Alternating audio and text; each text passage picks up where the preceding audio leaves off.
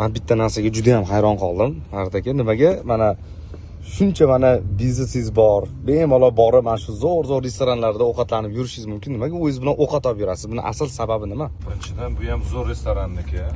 Ikkinchidan rejim bilan ovqat yeyish kerak va ko'pincha obyektlarda bo'lganligim uchun aynan meni yo'nalishimda yaxshi ovqatlanish joyi bo'lmasligi mumkin. Birinchidan, ikkinchidan bu men doimiy dietada yuraman.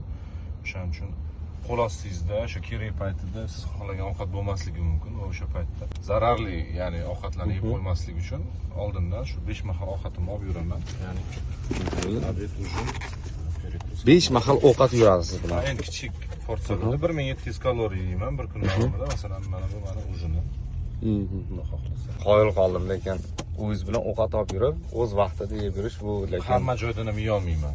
Shu sababli o'zim xohlagan ovqatimni oldindan pishirtirib kun davomida olib yuraman.